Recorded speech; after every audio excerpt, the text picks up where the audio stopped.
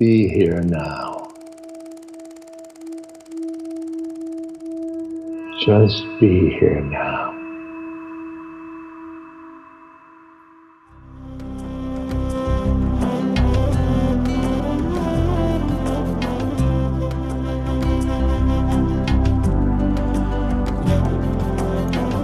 Welcome to the Jack Kornfield Heart Wisdom Hour.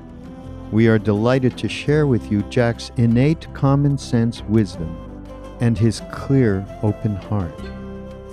If you are interested in supporting Jack's podcast, go to BeHereNowNetwork.com/Jack.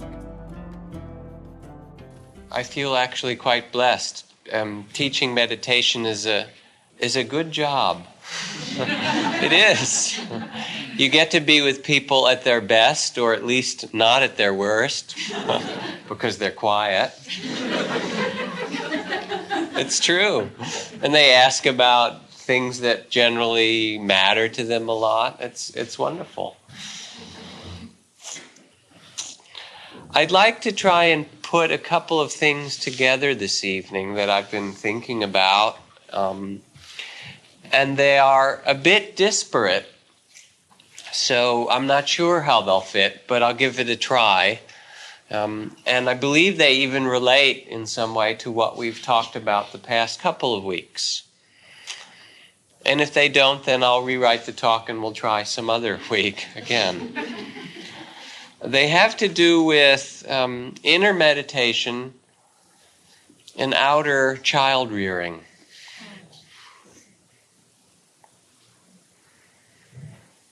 Somehow guiding the children in our life, outwardly and inwardly. Last week, someone came up to me afterwards, who had sat there, and said that they were a bit confused from what we talked about, that there was a kind of a mixed message. That in one way, in Buddhist practice and meditation, as we've been working with it for a long time, those who've been coming regularly, the main teachings are to let go, not to make anything or become anything, but really to learn how to let go in a graceful way from day to day and person to person and moment to moment and maybe even life to life. And what was confusing is that beside that message, there was also put out another message, which was to cultivate or to be able to create certain states of mind, happiness or love or loving kindness or compassion, rather than just letting go and taking things as they are. And it got even more exaggerated when I read that piece about kindergarten at the end of last time, which I heard in a particular way. And some other people heard very differently. For those who didn't hear it, this person said that all he really needed to learn as a grown-up, he learned in kindergarten. And it was simple things like share your toys and don't hit or put things back where you got them, flush and brush your teeth and stuff like that. And when I read it, the spirit for me was really that of simplicity, that practice or spiritual life or whatever was something that was very basic and very human and very immediate and not something esoteric or philosophical. But for some other people who heard it, it was like a whole list of parental do's and don'ts.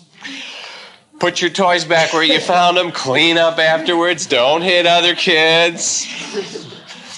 Brush your teeth when you're supposed to, and rather than being a process of letting go, it was kind of a new list of commandments.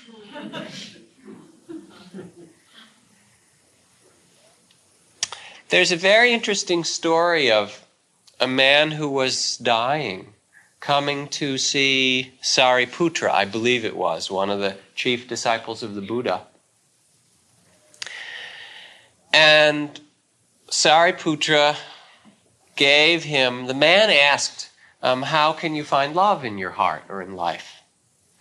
And Sariputra gave him an answer, which was a series of teachings on the development of loving kindness. And the man thanked him, and he did that, and he attained a great deal of loving kindness in his heart, and then he died. And Sariputra went back and told the Buddha about this, and it was in one of the rare times that, because he was a very fine teacher in his own right, Sariputra, that the Buddha admonished him and said, "You didn't do right by that man." And Sariputra said, "Why?" He asked to learn how to have love in his heart, and I taught him. And the Buddha said, "That wasn't enough. You didn't also teach him how to be free." And in some way, the loving kindness meditation, especially the kind that was taught in that circumstance or traditionally, it's very powerful, and it creates a sense of loving whoever you bring to mind. You develop until there's a state of happiness and well-being and love with them. It's kind of like candy in meditation. It's really good. But it's not really the love that can touch all things.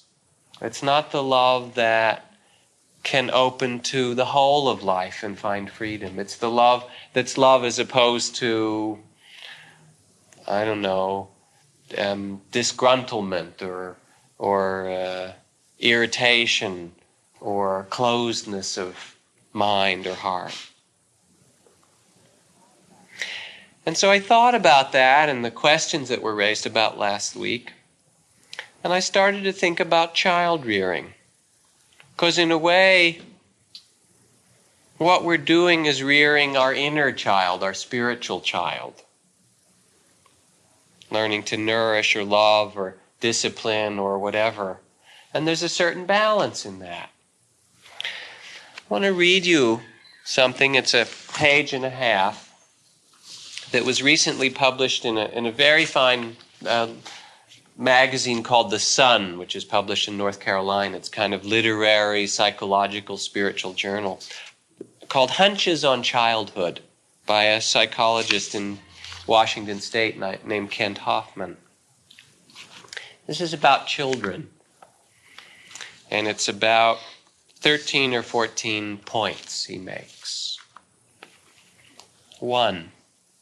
I'm a psychologist. That is to say, I'm an archaeologist and a midwife to the human soul.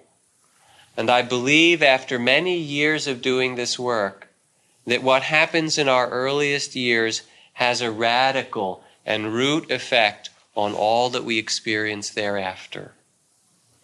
2. We love because we were first love.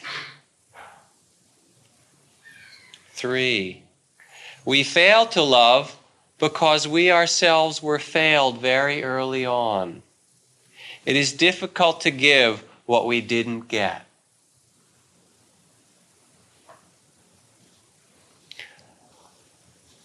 4. Our degree of openness to relationship, to the world around us, to others, to intimacy, is established in the first years of our life, in relation to our parents and our family, in relation to our mother. Mothering is not supported in this culture.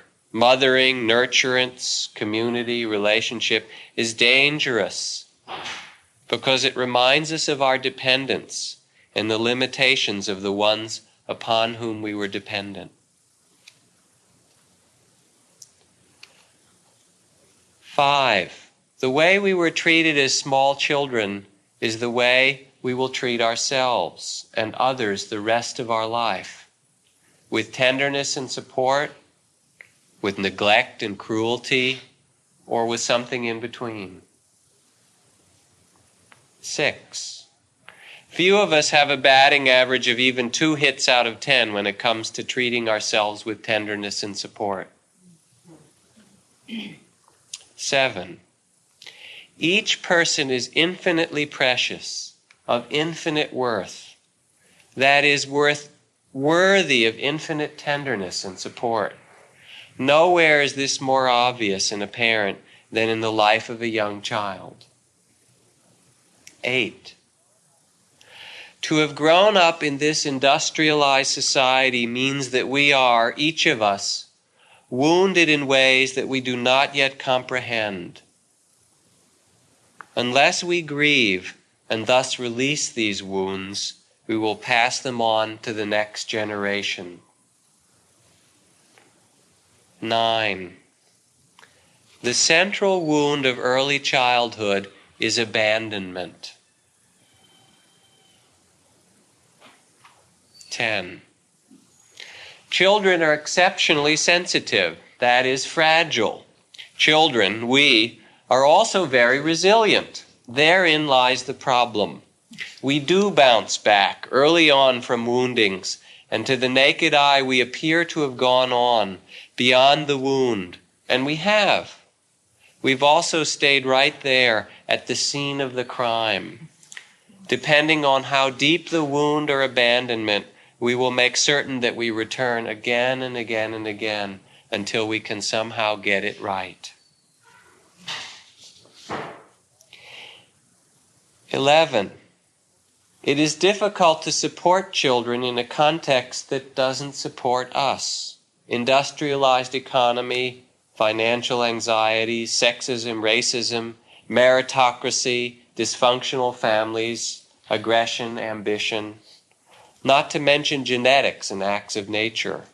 All of these, as well as the painfully slow process of parents freeing themselves from their wounds of their past, interact.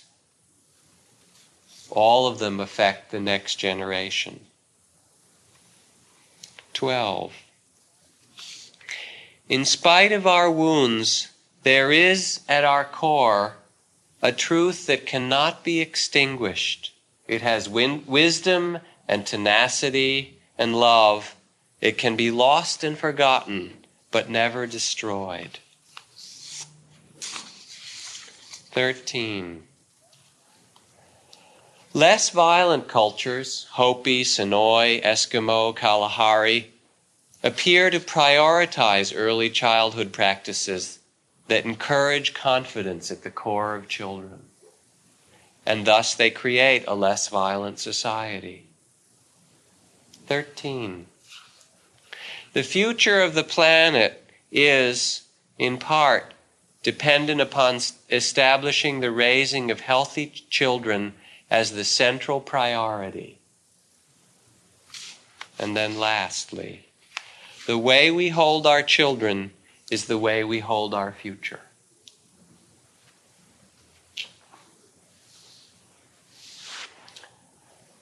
There's a lot in that. I could well just stop with that and let you sit and reflect on it and think about it. The central wounds of our own childhood, of abandonment, of not being loved, that we look in our lives in so many ways, repeat, and look somehow to heal.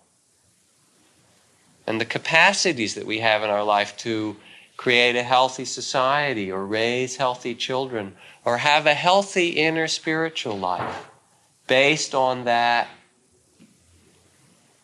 which we received or didn't from our past.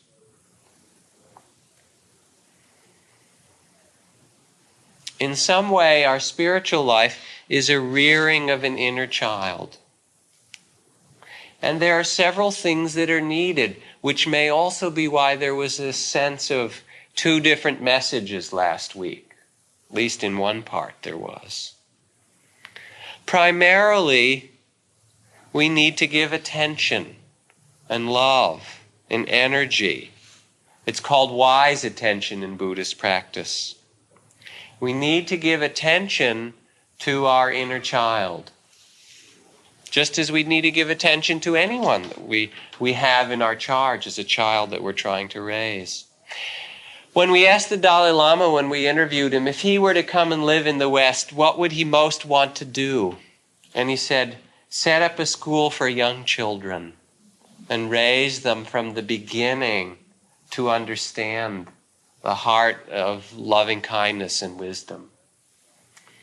Krishnamurti was asked what he felt was the most important thing, and he did in his 80 years or 90 years of his life and all of his teaching. And he said, start some schools for young children.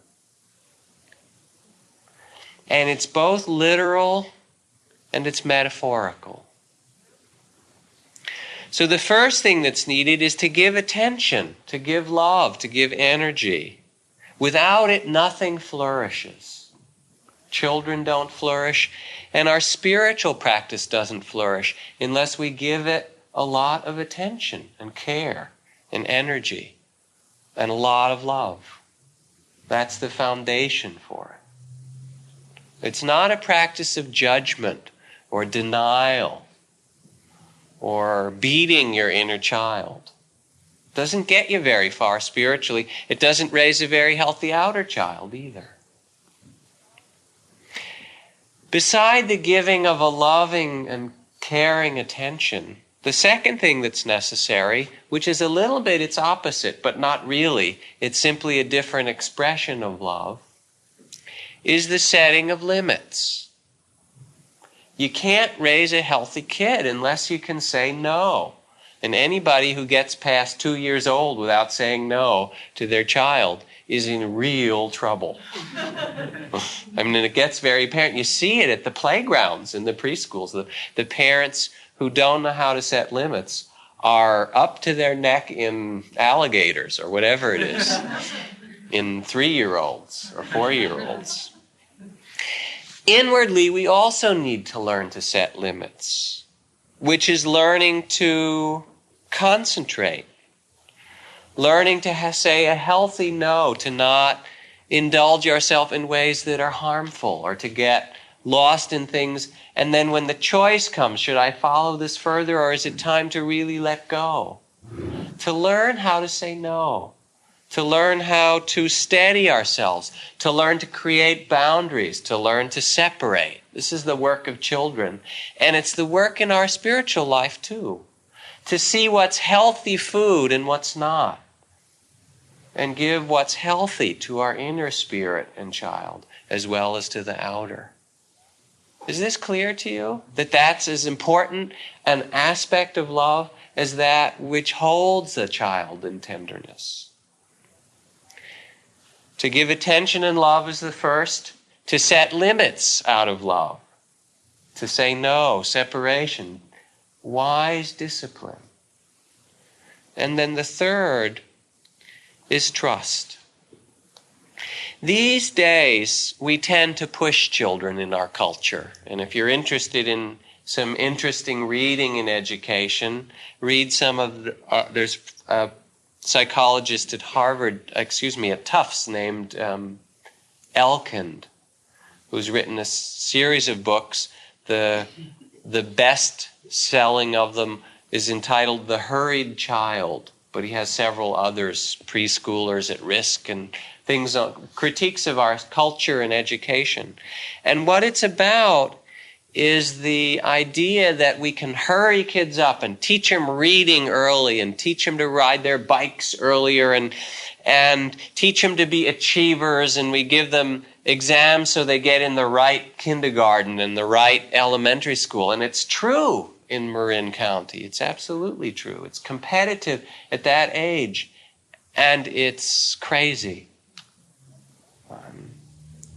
And it's not just in that, not just in kind of the super kid mentality, but it's in television and advertising and dressing little kids up in fancy designer jeans and clothes that are really meant for kind of sexual adults to interact with in some way, to look fancy or to attract somebody else. And we make miniatures of them and put them on kids.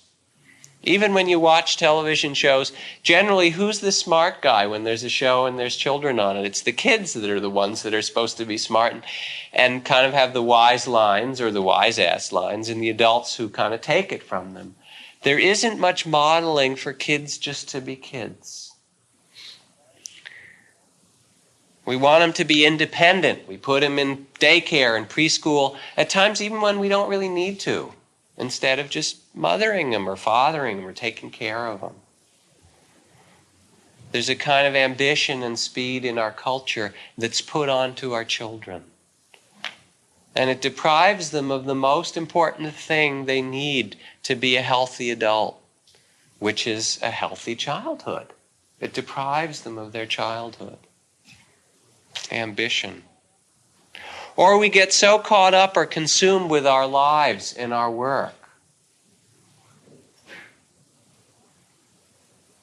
that we're not really there to touch, to hold, to be with, to nourish, to play with our children.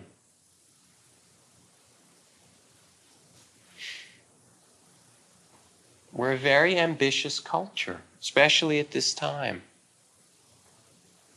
There's a story of Mullah Nasruddin. He went to the court of the emir, of the kind of provincial leader, because he heard they were looking to hire some people, and he wanted some work.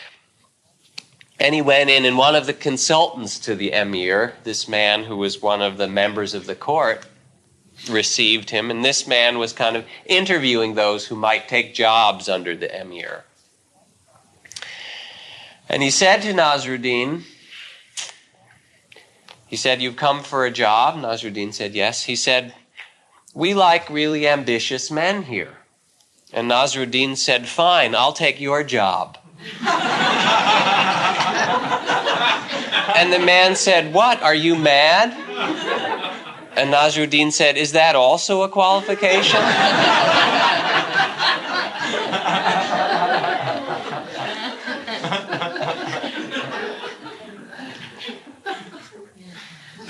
But if we look around at our culture and its values, there is a lot of that, of madness and of ambition. Now, here I've been talking about raising our children, and I would like to talk more about that some night and about education, because I'm learning about it, and to talk about it lets me understand it better, and I value it. It seems important to share. But I'm not just talking about our children. I'm talking about our society and our parents and how we were raised. And even more than that, I'm talking about our inner children as well, our spiritual children. For at the core of it all, what's not critical is the technique, whether it's Montessori or whether it's Waldorf school or open classroom or whatever, or whether it's the breath or loving kindness meditation, or whether you use mental labels or pay attention to body sensation. It's not the technique in meditation or in the classroom, child rearing, but it's what we communicate in some way from our being in our heart to that child, and how much care we bring. That's really what matters. How caring is that person that the child spends time with? And that's true for our inner child. To bring a heart of confidence and compassion and freedom. These are qualities that the Buddha communicated to his disciples. A kind of groundedness, that there was a place to sit that no matter what arose, it was fine. A confidence. You want to communicate that to your child, outer or inner. A place of love that no matter what arises, it's possible to touch it with the heart. And if you work with that, to not be devastated, to learn compassion, to learn this universal power of our heart. So what's communicated inwardly or outwardly, it's communicated in our meditation. Yes, you can sit and you can open to what's pleasant and what's unpleasant, to what's sorrowful and to what's joyful. You can open even to the worst difficulties of your life. You can do it. You want to communicate that to a child, and you communicate it to yourself in practice. You can use your spiritual life, your attention, to find wisdom, to find balance. You can grow, you can develop. It's a lot like gardening. I've been talking about children, but I spent some time this weekend in my garden. It's the same thing. It's planting and mulching and working over the soil and putting in fertilizer and watering and taking off the snails and All of those kinds of things, guarding and nourishing the plants and letting them grow. Because the truth is that if children are held and cared for and loved with appropriate discipline and limits, they do grow. You don't need to teach them to be independent. They want to be independent. If you love them enough, then they feel secure enough to go and explore. They're not so afraid. There's a lot of spirit and passion when you work with children that you see. And our sitting and our working and our opening is to reclaim that in ourselves. So let me ask you some questions. What age is your inner spiritual child? Maybe he or she appears in a couple of different ages, sometimes very small, perhaps. Something for you to know and notice. This week or this month or this year, what's the predominant age of this spiritual inner child? Now, what does it need? What kind of nourishment does this child need? What kind of loving attention? How much time? Children take a lot of time, my friends. They do. And how much time does your inner spiritual child really need? What would nourish it to grow? What kind of food? What kind of place to be? What kind of discipline is necessary? And where's the kid getting in trouble? Or having too much sweets and too much TV and not enough of something else. You know pretty well. What kind of discipline would be useful for that inner spiritual child? Does it need more encouragement? More attention? More time with other kids who are interested in spiritual things? It's really to listen inside and see what could you do to nourish that aspect of your being, to bring it to flowering, to bring it to independence, to bring it to strength and freedom and happiness.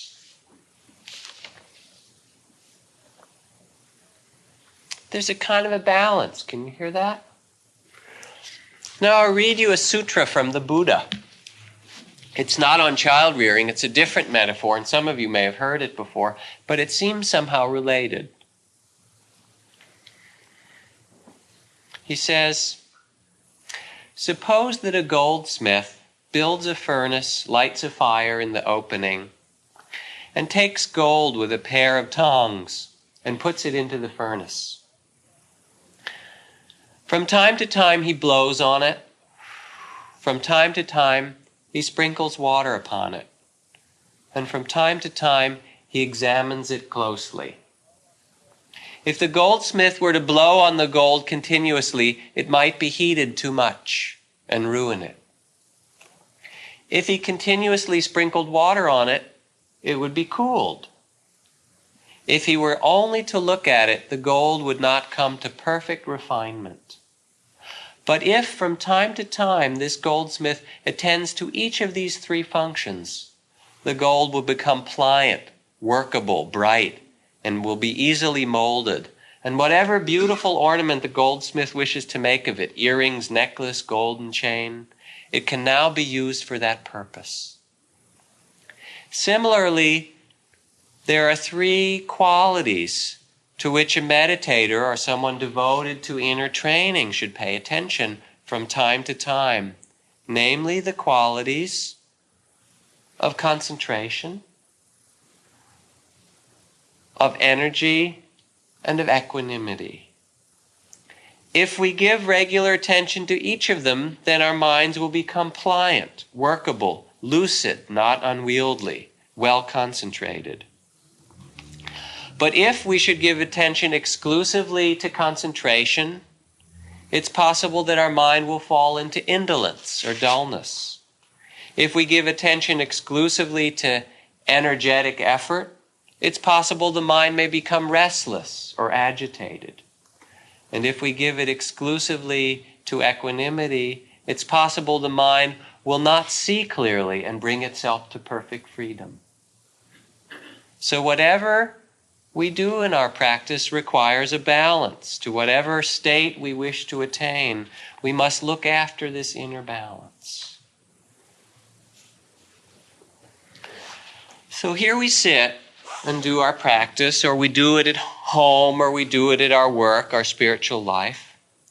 And the question really is finding this balance. And it's really the balance that I just spoke of working with the inner child.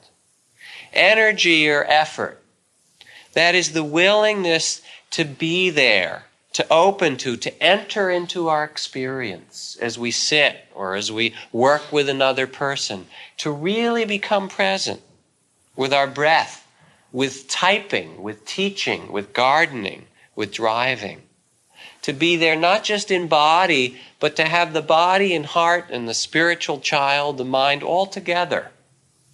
It requires the same fullness that when you want to be with a child, you have to give. Children know when you're only half there. And after a while, they start nagging you and kind of asking for things and stuff because you're trying to be there and read something at the same time. That's one of the ones I've tried to pull off with my kid, or you're trying to be there and thinking about other things. And after a while, they say, wait a second, pay attention.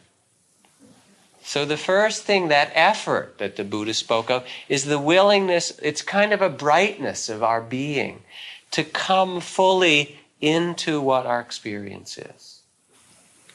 And then that's balanced with concentration, which is that discipline, if you will, or steadiness. It's a collectedness or a stillness. It's not just indulging, I want candy all the time, and I want Caroline's, if she could have her favorite meal, it would be cake with icing, whipped cream, ice cream, honey, and sugar on top. And probably Coke or something like that to drink. And it's not that she gets very much of it, mostly at birthday parties. But she remembers those parties, I'll tell you. We hear about them for the weeks in between. And then, Daddy, do you know what we had after the cake? Anyway. So the element of concentration, this other part, is a steadying, a stillness, a collectedness, and not being scattered. A willingness to set some limits in a caring way for ourselves. In our outer life, through some spiritual wisdom, and in our inner life. Not just to let the mind wander as it will, but to begin to train it and to still it and to focus it. So that we can see in a deep way what's here. First is to be present, and then second, in that to work with the heart and the mind and the body, to steady. And then the third, again, the Buddha talked about equanimity, which is really the receptive quality. That's the quality that I called trust. To observe what's here when you become steady and you're really present with it, then to observe without judgment. And this is where the letting be comes in. Because wisdom comes most deeply from seeing what is true and relating to that wisely. It's not so much changing ourselves, but the wisdom will grow as children grow, as independence grows, freedom grows, when we see what is true and say, yes, this is true, and open ourselves to relate to that. To relate to it with a caring heart, with compassion, with understanding that things aren't always cake and whipped cream and ice cream and honey and sugar and all of that. Things are not that way all the time. Thank God, actually. Even if it was all extremely pleasurable, you know what? You get sick of it. Remember that line from Ramakrishna, why is there evil in the world? To thicken the plot? But that doesn't nourish the heart. It doesn't raise the spiritual child in a way to find fulfillment and strength and steadiness and knowing.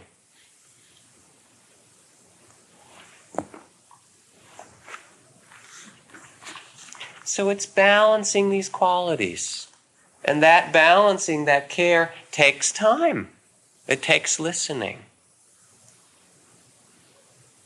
And it takes doing it. I mean, you can't raise your kid by pawning it off on somebody else. You don't get a very good kid out of it. This is Rumi again, many centuries ago, the great Indian poet who lived part of his time in Marin County. He says, these spiritual window shoppers who idly ask, how much is that? Oh, I'm just looking. They handle 100 items and put them down, shadows with no capital, no investment they make. What must be spent is love, and 2 eyes wet with weeping. But these walk into a shop, and their whole lives pass suddenly in that moment in that shop. Where did you go? Nowhere. What did you have to eat? Nothing much. Even if you don't know what you want, buy something. To be a part of this exchange, give yourself up for something. Start a huge, foolish project like Noah. You never know when it might come in handy. And I'll tell you one more thing. It makes absolutely no difference what other people think of you. They haven't been right before this, have they?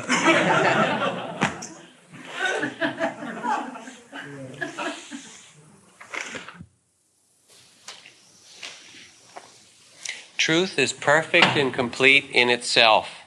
It's not something newly discovered. This is from Zen Master Dogen as a way to end. It's always existed. Truth is not far away. It's nearer than near. There's no need to attain it, since not one of your steps leads away from it. Don't follow the advice of others. Rather, learn to listen to the voice within yourself. Your body and mind will become clear, and you will realize the unity of all things. In your meditation, you yourself are the mirror, reflecting the solution of your problems. The human mind has absolute freedom, and the human heart as well, within its true nature. You can attain this intuitively, not by working toward it, but by allowing the meditation to show you this freedom. There have been thousands upon thousands of students who've practiced meditation and obtained its fruits. Don't doubt its possibilities because of the simplicity of its method. If you can't find the truth right where you are, where else do you think you will find it? Life is short and no one knows what the next moment will bring. Open your heart while you still have the opportunity. You will soon discover a treasure of inner wisdom, which in turn you can then share abundantly with others, bringing them and the world happiness and peace. That was written 1,500 years ago or something like that. It seems rather current. The next issue of the Inquiring Mind has a series of articles on the relationship of psychotherapy and meditation. Various teachers and psychologists are writing. And as I listen and people speak, I hear a lot of truth and very important things in the different voices, even though they may almost say opposite things at times. The gist of what I wrote about in my own few pages piece for the Inquiring Mind was looking at the limitations of meditation. As a psychologist also, and I admit from the beginning that I might be biased by having that training, but I have 2 sets of experiences that relate to that, to people's past, that are very compelling. One is I see a number of people as clients, not just from Vipassana sitters, but from the Zen and Sufi and Tibetan and various other communities, who've had a lot of benefit from their spiritual practice, and it opened them up and they changed their lives and found a kind of freedom that I don't think they would just have found by going and telling their story in therapy, or touch something that was much more universal. But then I find a lot of people coming and saying, even so, there are these other places that don't work so well, that seem to be conditioned by the past. It's like these 2 pieces fitting together. even more compelling, if you will, is to look at the group of meditation teachers, Zen masters and Roshis and Swamis and Lamas and Mamas and whatever, and being in that profession, I hang out with all these guys and gals, the guru set, and looking around, very honestly, there has been a major disaster at least half of the biggest Zen, Tibetan, Vipassana, Hindu, Jain, you name it, spiritual centers, and not just only among Asian teachers, but as much among Western teachers. There's been a major disaster primarily focusing around some big area of unconsciousness and power or sexuality or relationships and ability to listen or be intimate or money or one of those things. In the majority of those places. So that's another side. That's a piece that... And so then it begins to get me asking this question, well, what kind of freedom can you find or expect from spiritual practice? Or what things can psychotherapy or the psychological perspective help with that meditation can't? Or maybe there's some other dimension of life, or in some way how they fit together. And I'm not even trying to present an answer right now, this evening, but just hearing these different sides and putting out a little bit more. It's very hard to look at parenting. What I hear also in some way is it's very hard to look at parenting and issues around it if there's guilt involved, if there's even the slightest blame that this is the way you should have done it. Because I think people care incredibly for their children, and they really do the best that they're possibly capable of, given the limitations of the society and money and their own wounds and their own inner needs and so forth. And most of the parents I know really try. So if there's any blame, or if there's a sense, as Carol points out, that's it, either you bond well in the first day or something like that, or you don't get into the right university, that we don't even, or whatever it is, that it's over with. And that's certainly not true. There are all those stories in the times of the Buddha of people who were murderers and thieves who came and then heard some amazingly deep teaching and completely changed their life. So to have the view that it's all bound in the past or it's all dependent on your parents, as a parent, I certainly wouldn't want that. On the other side, there's this other piece that our history does affect us a lot. And it affects most of the swamis and lamas and gurus and mamas and whatever in the same way that it affects us. And there's some wedding together that's necessary, some responsibility for the personal and the universal, to touch something that's greater, to act in the world in an ecological or political way that makes it different, or to find something that transcends our past in ourselves, that's really greater than that, through our spiritual life. That we're not limited just to this body or just our personal history in one life. And at the same time, to also respect the power of that which is personal and how it does repeat, and to be willing to pay attention to that part of ourselves, as well as to that which goes beyond the limited sense of self.